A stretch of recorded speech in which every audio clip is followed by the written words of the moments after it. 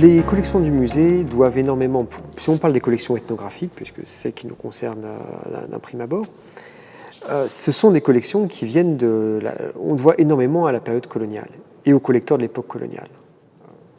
Après, ça n'empêche pas qu'on a eu des objets qui sont venus par des collectionneurs, notamment après la Deuxième Guerre mondiale et après les indépendances. Il y a eu, dans certains cas, des achats, et d'autres cas de dons auprès de marchands, auprès de collectionneurs. Je parlais de la collection Walcott, très intéressante à bien des égards, puisque la collection Walcott était celle d'une mère et de sa fille. La puissance d'acquisition du musée actuellement, au XXIe siècle, n'a rien à voir avec la manière dont sont faites les collections à l'époque coloniale.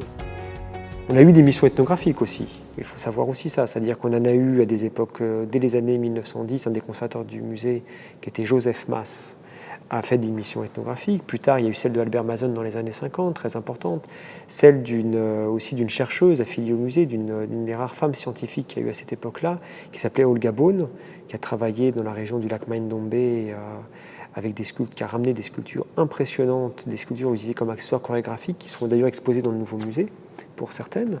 Et puis, après les indépendances, les missions ont continué.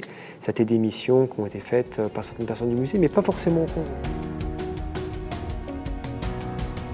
Le musée de l'Afrique centrale est un musée et un institut de recherche. C'est-à-dire qu'à la fois, on travaille sur la diffusion des connaissances pour le grand public, mais aussi on fait de la recherche plus spécialisée.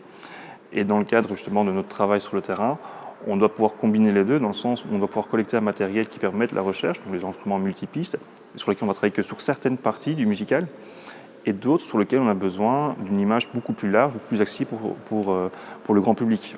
Donc, dans ce cadre-là, je fais différentes missions au Gabon, dans des villages du Gabon. Depuis quelques années, on travaille avec un festival de musique traditionnelle à Kinshasa et dans les provinces de la République démocratique du Congo, qui font un rendez-vous annuel où ils rassemblent différents musiciens traditionnels et autres plus populaires aussi.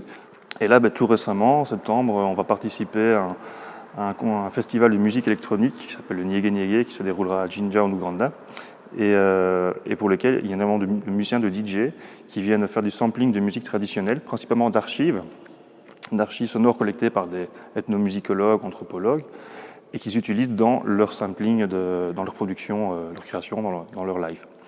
Donc voilà, tout ça, ce sont des questions qui nous intéressent. On essaie de travailler toujours sur cette même idée depuis les années 60, qui sont les musiques traditionnelles, mais essayer de voir un petit peu ce que ça veut dire la musique traditionnelle aujourd'hui pour les gens qui la jouent.